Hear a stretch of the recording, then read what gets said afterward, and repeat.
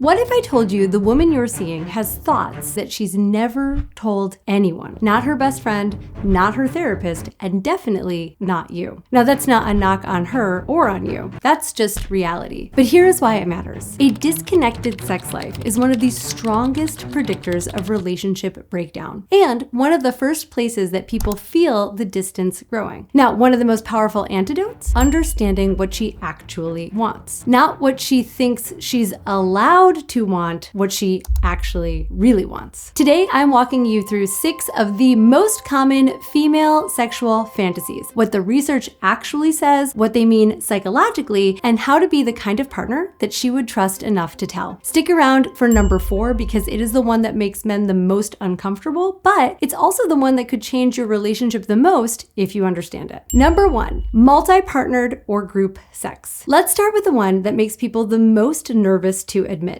Group sex fantasies. Threesomes, foursomes, swinging, orgies, play parties, these are among the most frequently reported across genders. In Joyelle and Carpenter's large-scale study on sexual fantasies, multi-partner themes clearly fell into the common category, with over 50% of respondents reporting them. And multiple studies published in major sexuality research journals, including the Journal of Sex Research, consistently find this among the top fantasies that women report. Based on my own experience, both personally and professionally, it falls right in line with what I see. What is this fantasy actually about? For most women, it's not about a specific person or act. It's about the feelings that it represents. Novelty, intense, undivided attention, the taboo thrill of something forbidden, and a kind of sexual freedom that everyday life just doesn't offer. It's part of the fantasy of being so desired by multiple people that her value and attractiveness is beyond question. And this is important for everything that follows. Just because she has this fantasy doesn't mean that she wants to have a threesome this Friday. Some fantasies are powerful precisely because they stay in the imagination. The question isn't, how do I make this happen? It's, what is this telling me about what she wants to feel? So why doesn't she tell you? Well, a fear of judgment, a fear that you'll read it as dissatisfaction, a fear of opening up a door when she's not sure of what she's just opened. But can it be explored in real life? Yes, absolutely. And I've worked with many couples who have done that exact thing. And here's what I've learned. When it's approached with the right intention, the right communication framework, and the right preparation, it can actually and counterintuitively be one of the most bonding experiences that a couple has. But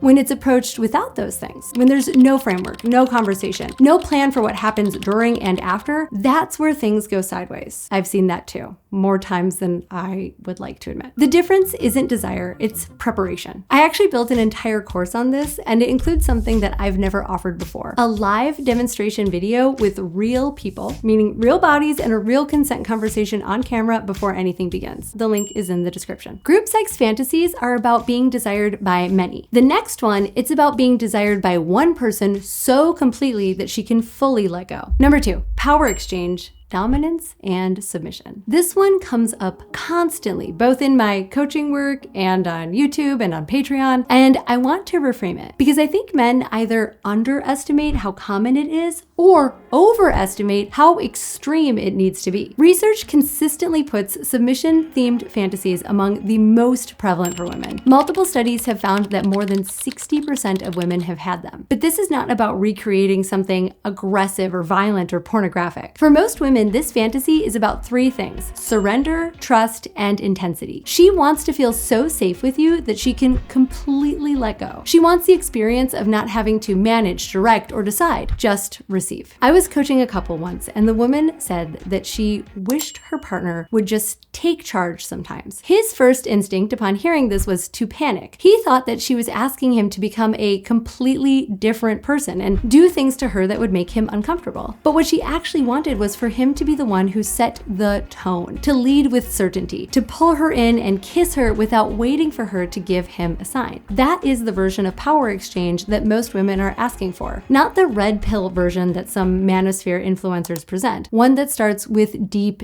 deep safety and trust. So how do you explore this? Start outside of the bedroom. Practice leading with calm confidence in small moments during your day-to-day. Make decisions, set the tone, be overwhelmingly present. consent. Then bring that energy into intimacy. And remember, dominant doesn't mean ignoring her signals. In fact, it means tuning into them 10x more. It means taking full responsibility for the experience while staying deeply tuned into her desires and her arousal moment to moment. Now, if power exchange is about surrendering to someone who she completely trusts, this next fantasy is about surrendering to someone that she's never met. Number 3, the dangerous stranger. This one makes partners feel a flash of insecurity when they hear it, so let me just start by diffusing that right away. The stranger fantasy, a passionate encounter with someone unknown, unburdened by a shared history or routine, is not about wanting someone else instead of you. It's about novelty and freedom and the electricity that you feel when everything is new. Esther Perel makes a really compelling case in her book Mating in Captivity that long-term relationships face a fundamental tension. The safety and familiarity we build with a partner is exactly what can erode our erotic exchange. Mystery is one of desire's core ingredients. So when a woman fantasizes about a stranger, she's really fantasizing about a version of herself, one who isn't holding on to the weight of the familiar. It's not that she wants someone else, it's that she wants that feeling. And the good news is that you can create it together. One of the best and simplest and maybe like almost verging on a trope vehicles for this is the strangers at a bar scenario. You both agree in advance to meet somewhere unfamiliar, like totally new to both of you. You arrive separately. You pretend not to know each other. You do the whole thing, the approach, the flirtation, learning each other's names, either real names or fake for an element of roleplay. This might sound silly, but what actually makes it so effective is that it gives you both permission to step out of your daily roles. You're not the person who forgot to unload the dishwasher anymore. You could be anyone. You are given a fresh set of eyes, a fresh experience of yourself in this moment. I've had clients tell me that this one exercise helped them to reignite something that they thought was gone. Beyond roleplay, the spirit of this fantasy is an invitation to keep things fresh. New locations, new pacing, different dynamics. Let yourselves be slightly unpredictable to each other. That's not just fun, that actually acts as a protective element for your desire over the long term. The stranger fantasy is about novelty and freedom, but the next one, the one I told you to stick around for, is about something much deeper, and it's the one that most men get completely wrong. Number 4, consensual non-consent. The most misunderstood fantasy on this list, and the most important to handle carefully. Consensual non-consent, or CNC, refers to fantasies involving scenarios that simulate the absence of consent, while being entirely negotiated and agreed upon in advance. Research suggests that a majority of women have had some version of this fantasy. The estimates vary, I think partially because a lot of women don't want to admit it, but multiple studies put the number between 40 and 65% depending on how the question is asked, which makes it remarkably common. I want to be absolutely clear about something. This does not mean that she wants to be harmed. It does not mean that no sometimes means yes. Having this fantasy doesn't make her damaged or broken or deviant in any way. What it's actually about for most women is complete psychological release. It's the idea of being so caught up in the moment that you don't have to think, decide, or manage anything. You're overwhelmed, and so you just feel. And for many women, it's tied to a deep desire to feel irresistibly wanted. Not just desired, but desired beyond reason. Why does she hide this? Because this is one of the most misunderstood fantasies, and she doesn't want to be misunderstood. She doesn't want to be judged. She's afraid that this thought will reflect badly on her, and honestly, sometimes afraid that it could be used against her. Like, I worked with a couple where she had carried this fantasy for over a decade, and she never said a word. When she finally brought it up to him, she was literally shaking. Not because she was ashamed, but because she was convinced that what she was going to say out loud would change how he saw her forever. Fortunately, his response was, "Thank you for trusting me with that. Tell me more about what it means to you."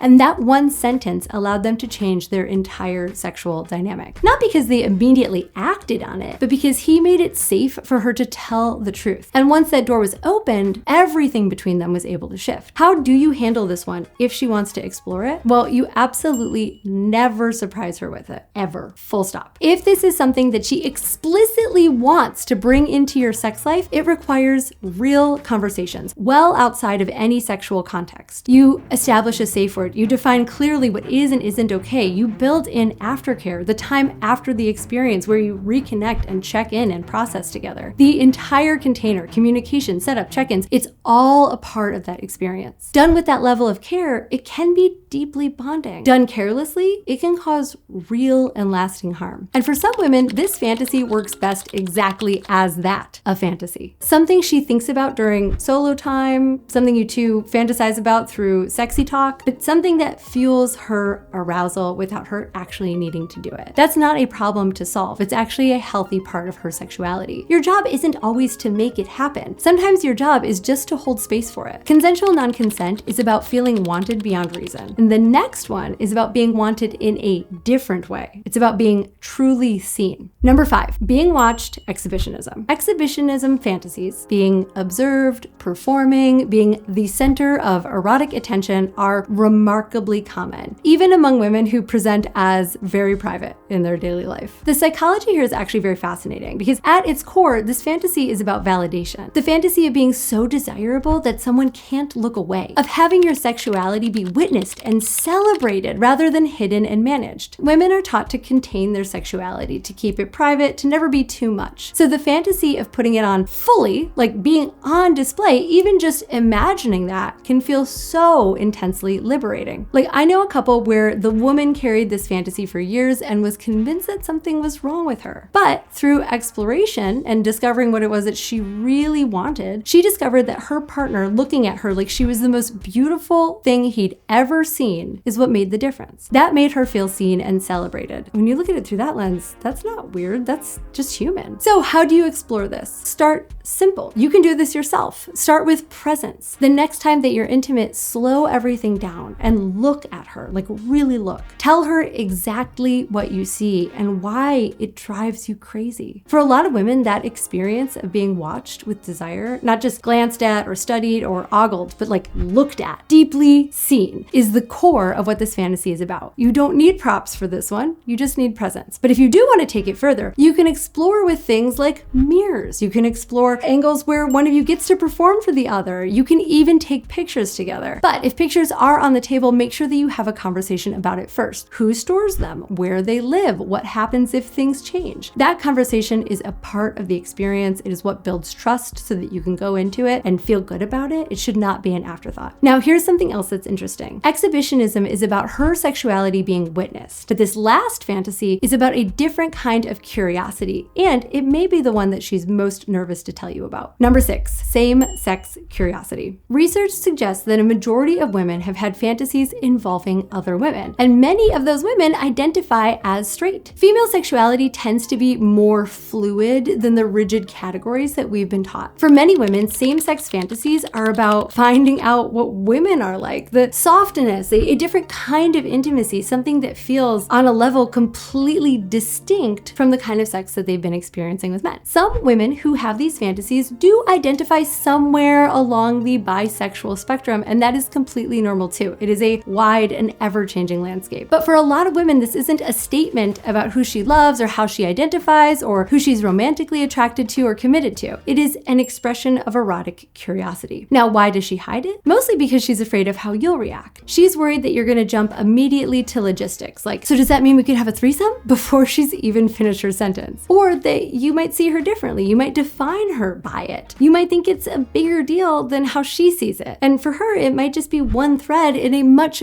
bigger picture. The most powerful thing you can do if she shares this with you is be genuinely interested without any agenda. Ask what it means to her. Don't jump straight to what it means for your relationship or for your sex life. Let her tell you what it is and what it isn't in her own words. For some women, it is simply a curiosity, but for others, it may eventually become something that they want to explore in the flesh. And if it does become something that you explore together, that's where real preparation matters. Because bringing another person into your dynamic, whether it's a one-time experience or something more, requires a framework that most couples don't have. Which brings me to what I actually wanted to talk to you about before you go. The real reason that she's not telling you. The reason most women don't share their fantasies isn't that the fantasy is too dark or too weird. It's that she's afraid of what sharing it will cost her. The fear of judgment, the fear of opening something that she can't close, the fear of being pushed to try something before she's actually ready, of sharing something vulnerable and then having it become pressure or something that she now has to manage. So if you want to be the partner that she can actually be honest with, build the kind of relationship where honesty has a track record of being safe. Respond to small vulnerabilities with curiosity, not pressure or anxiety. And when you've built that, you often don't even have to ask. She'll come to you. And if you do want to ask, start with yourself. Share something low stakes first, then ask with genuine curiosity. Is there anything you've been curious about that we haven't explored? And whatever she says, your first response should be just warmth, appreciation, gratitude. No analysis, no judgment, just I'm really glad that you told me that. Now, if you watched this whole video, then you probably noticed that the most common fantasy on this list also is the one with the highest stakes: multi-partner experiences, group sex, threesomes, swinging, maybe even a sex club or a play party. And here's what I know from years of coaching and from a lot of personal experience. The desire isn't the problem, the approach is. Most couples who try group sex without a framework wish that they hadn't. Not because the experience was inherently wrong or damaging, but because nobody taught them how to have the conversations before, how to navigate what happens during, how to process what comes after. And that's where relationships get damaged. Not by the fantasy or the experience, but by going in unprepared. I built something exactly for this. Group sex, threesomes, swinging, orgies, and more. And it is the most comprehensive course that I have ever seen on this topic because it covers everything. The self-assessment to know if you're actually ready, because wanting it and being ready for it are two entirely different things. The consent architecture, not theoretical, the real frameworks that you build together before anything happens. The full breakdown of threesome dynamics, swinging, play parties, even how to host your own event. And the part that nobody teaches: what to do after, how to debrief, how to process jealousy, how to reconnect, and how to decide what comes next. Whether you're going in as a couple or on your own, whether this is something you've been thinking about for years or she just brought up last week, this course gives you the foundation that most people will never get. It comes with a live demonstration video, real people, real conversations on camera, real sex positions, so you can actually see how these dynamics work in practice. Not diagrams or illustrations, but real bodies navigating real logistics and real communication. I have guided dozens of men and couples and even friends through this, and I can tell you the difference between the people who have a great experience and the people who have a damaging one almost always comes down to preparation. This course is that preparation. The link is in the description. Go check it out. I am so proud of this one. And just as with all of my other courses, it comes with a 90-day money-back guarantee. I'm Caitlin V. Thank you for watching. I hope that you got something out of this video. Please make sure to like and subscribe, and I'll see you in the next one. Bye-bye.